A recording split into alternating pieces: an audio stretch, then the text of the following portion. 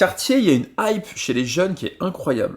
Alors qu'il y a quelques temps, c'était plutôt Rolex. Mais Rolex, les prix ont explosé pendant le confinement grâce à l'essor ou à cause, d'ailleurs, ça dépend comment on voit les choses, des crypto-monnaies, des crypto-millionnaires. Donc tout le monde a voulu se ruer sur des Rolex. Et c'est devenu tellement compliqué d'avoir des Rolex, et t'as tellement de gens ploucs, télé-réalité qui se sont mis à porter des Rolex, des grosses Rolex céramiques dans les émissions à la noix là sur internet, ou plutôt à la télévision, que les gens se sont dit bon on va prendre des choses un peu plus raffinées et on va plutôt acheter du Cartier. Donc ça, c'est un modèle qui n'existe plus, je crois, ils l'ont remixé. Ça s'appelait la Ronde Solo. C'est un modèle que j'ai acheté en 2015, à une époque où Cartier, en 2015, était plus vraiment à la mode chez les jeunes, chez les primo-accédants de montres.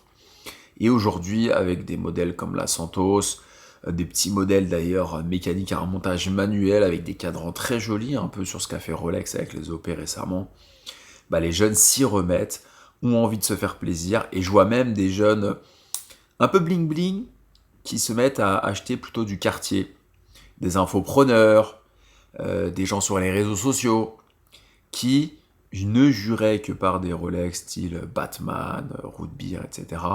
Et qui se mettent à acheter des Cartier, alors souvent un peu trop grosses malheureusement. Il faudra leur dire de réduire un peu le diamètre, c'est toujours plus élégant. Mais je trouve ça sympa. Et c'est vrai que Cartier augmente ses prix par contre, bon bah comme tout le monde, hein, comme Breitling, comme récemment, comme Rolex en permanence. Euh, mais je trouve ça assez chouette. Moi personnellement, c'est pas forcément l'état d'esprit que j'aime Cartier dans le sens où c'était un peu trop propre, mais maintenant je trouve qu'ils sont en train de twister, ils font beaucoup de marketing très efficace, et ils sont en train de twister, ils sont en train d'accepter un peu plus leur culture un peu plus hip-hop par certains, un peu plus urbaine, c'est vrai qu'on voit des gens un peu plus street qui se mettent à mettre du Cartier, et je trouve que Cartier accepte un peu plus cette nouvelle clientèle, tandis qu'il y a quelques temps, ils étaient encore très réfractaires, un peu comme un Hermès. 42 mm, c'est globalement trop gros. Même sur un poignet de bûcheron de quasi 20 cm comme le mien, je trouve que c'est gros. Alors là, ce qu'elle a pour elle, cette montre, c'est qu'elle est fine. Donc plus ta montre est fine, plus tu peux aller sur des diamètres élevés. Évidemment que si c'était une anti-magnétique ou avec un fond de boîte bombé, comme j'avais sur mon ancienne Erking 116-900 qui était anti-magnétique d'ailleurs, bah ça irait pas. Là, elle est fine, donc ça va. Mais je trouve que ça fait quand même gros. Tu vois, on voit un gros pavé, une grosse pizza blanche, basse crème, plutôt que sauce tomate. Et du coup, ça reste un peu gros.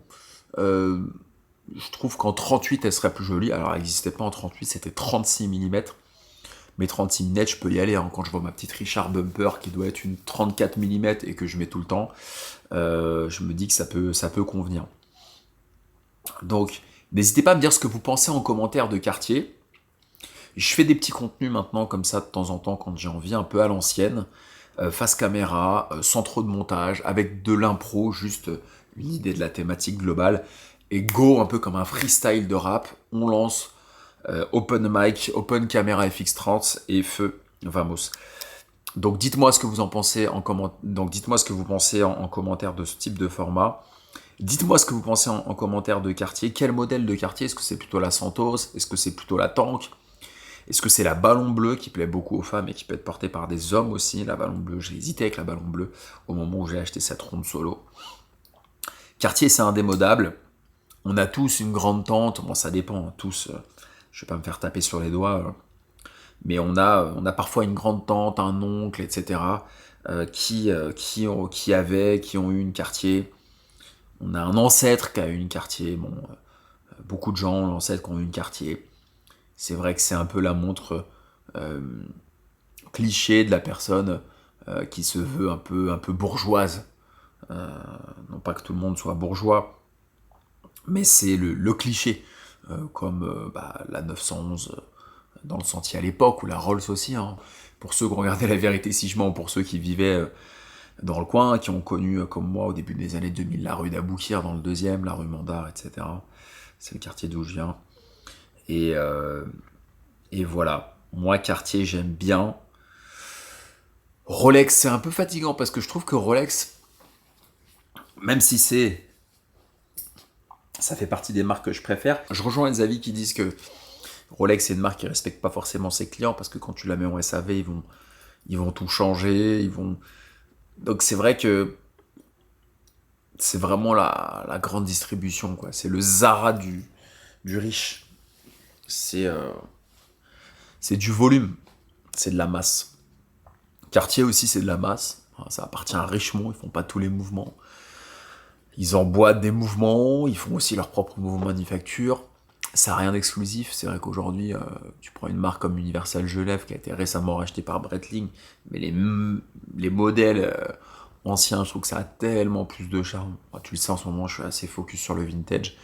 De fait, hein, c'est pas une volonté marketing ou stratégique, c'est juste que à force d'aller voir les gens sur le terrain, en Suisse, en Belgique, dans le sud, au nord, etc., bah, je dois reconnaître que quand tu apprends une belle histoire d'une montre, quand tu sais que la montre a été portée par un pilote pendant la Seconde Guerre mondiale et que tu vois sa photo, tu communiques presque avec lui d'un point de vue émotionnel, tu vois tout le full set, parfois l'histoire, et c'est ça qui donne envie. De toute façon, une montre, il y a toujours une histoire derrière, et on se fait notre propre histoire. Hein. On t'achète, toi qui regardes cette vidéo, bah, tu as acheté une montre, et tu t'es fait ta propre histoire. Tu t'es dit, bah voilà, j'ai tel jalon, j'ai gagné telle chose, j'ai eu un enfant, j'ai eu mon bac, j'ai gagné tant d'argent, j'ai gagné telle compétition, je m'achète ma montre. Donc tu te crées ta propre histoire, et si un jour tu donnes ta montre à ton enfant, ou tu la revends, bah peut-être que l'histoire va perdurer, et je pense que c'est comme ça que ça se fait. Donc Cartier, je suis curieux de voir comment ça va se développer. Je sais que les chiffres sont en très grosse hausse. Là où ils sont bons, c'est qu'ils ont changé leur communication. Ils sont allés vers les jeunes, ils sont allés vers les cultures un peu plus urbaines, et ça c'est une très bonne chose, de manière extrêmement subtile en gardant leur code, etc.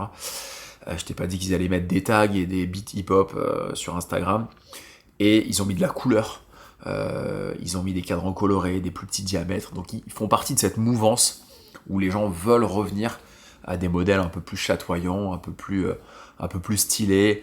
C'est devenu plus pointu chez les jeunes et moins uniquement classique, avec des marques qui ont du mal à se renouveler et qui ont du mal à parler aux jeunes. Hein. Je prends par exemple Piaget. Piaget, c'est une très belle marque, c'est beaucoup plus petit que Cartier, mais Piaget, je trouve qu'ils ont du mal, par exemple, à aller parler aux jeunes. Chopard, c'est pareil, c'est une très belle marque, mais ils ont encore du mal aujourd'hui à aller adresser le jeune, hein. Pas le jeune qui va à l'Amphare pendant le festival de Cannes, ou le jeune qui vit à Monaco, mais le jeune qui écoute des musiques un peu plus urbaines, qui met des Air Force One, des Dunk, etc. Bah, peut-être que Chopard, ça va moins lui parler, alors que Cartier va se dire, bah, il y a quelque chose, il y a un truc sympa. Voilà les amis, je voulais vous partager aujourd'hui cette petite pensée, ces petits états d'âme. J'espère que ce format vous plaît. Si ça vous plaît, vous me le dites. Si ça vous plaît pas, vous me le dites aussi. Je prends toutes les critiques, je suis très à l'écoute de vos avis. Merci à vous.